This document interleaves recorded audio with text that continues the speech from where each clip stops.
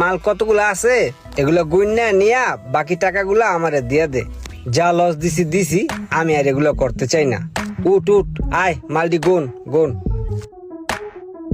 জুতার ব্যবসা বাদ দিয়া বেলের ব্যবসা শুরু করলাম।